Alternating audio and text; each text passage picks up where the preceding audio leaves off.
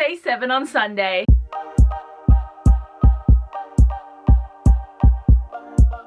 Guys, I'm so excited because today's video is all going to be based around Pride Month, because we are officially in the month of June.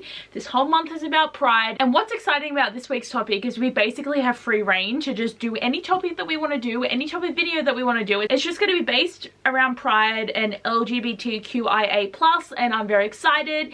And for me today, I'm going to be talking about some books that I have on my TBR that do have characters from the LGBT community, and I'm very excited, and I hope that I do end up getting to these.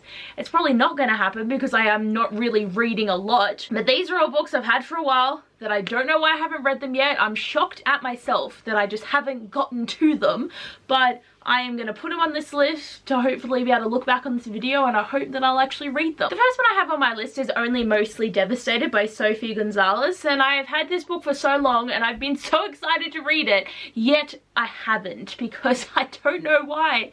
It keeps sitting there looking at me and I just haven't picked it up. But basically it's a gender-bent Grease retelling, except both of them are guys. It just seems to me like this is going to be really fun, and I love the idea of the summer fling, and then they're going to go back to school and then he's going to want nothing to do with him, and I'm just like, yes, like I'm excited for the vibes, but I also feel like this could be sad. So we're gonna see how it goes when we get into it, but like I'm just really excited to read this and I hope I get to it soon. The next book I'm putting on my list is Loveless by Alice Oseman. There is many queer stories that Alice Oseman writes, but I really wanted to put a light on an asexual character because I think it's going to be really interesting. I've never actually read a book about an asexual character, and I would just like to have more information and kind of see how it feels to be in the mind of someone who doesn't really experience like sexual or emotional attraction, and I just think it'd be really cool. And a lot of people have said that this book was really good, and I obviously want to read all of Alice Oseman's books, but I just think this one would be really fun. The next book I want to talk about is Everything Leads to You by Nina LaCour. I've had this book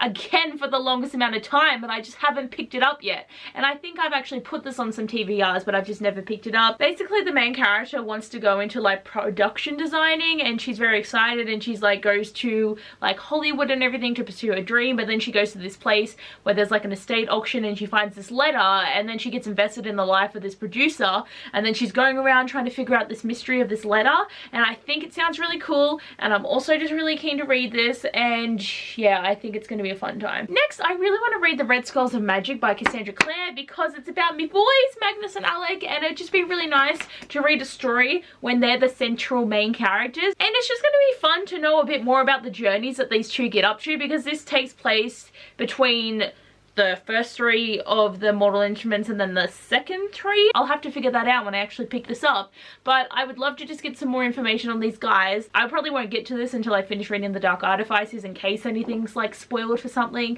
I'm sure it won't be. It would be such an accomplishment for me to finish The Dark Artifices that like, I'll see how it goes. The next book I absolutely need to read soon, and that is Fire and Stars by Audrey Coulthurst, because basically the princess in the story has to go off to marry a prince, but then she like falls in love with his like sister or something, or his best friend. And I just think to have a fantasy story where it doesn't follow the generic, you know, oh, the prince and the princess are gonna fall in love, like I want to see this like amazing love story that I think this book is gonna have, because obviously she's going there to do like her duty to her country, but then she meets someone that she loves so much, and I just think, oh, it's gonna be good.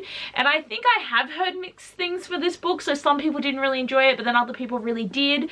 But I just think to have like this really epic fantasy setting to be able to do this, and it's only a standalone, so it should be a quick read.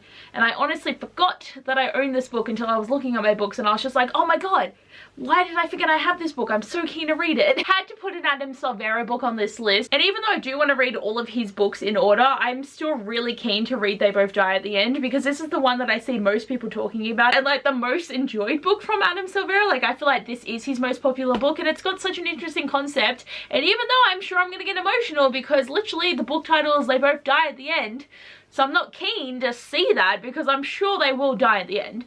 But I think it's going to be a fun story, and again, it takes place over 24 hours, so I feel like it's going to be like a really like whirlwind, like seeing what they're going to do, having like this love that's going to be so crazy. Then hopefully it doesn't feel like too insta-lovey, but I am excited to read this book. I just have to get around to reading his other ones, but hopefully that happens soon. And the last book I want to mention today is Autobiography by Christina Lauren. So they write a lot of like romance novels, and this is their like first time really going into YA, and I've had this book again for the longest time, and I don't officially really remember remember exactly what this book is about. I know that it's about writing, and I'm pretty sure the main character like goes to this like seminar to like do writing and try to write a novel in like a certain amount of time, but there's a dude there that's like mentoring and he kind of falls in love with him. But I think a book about writing and reading in general is going to be really exciting, but I just think it's going to be like really cute, hopefully. So like I'm keen to read this, but like why do I own all these books for so long but then I just never read them? I'm so excited. I really do hope that I can get to all these books. Like I know that my TBR is 400 books, so like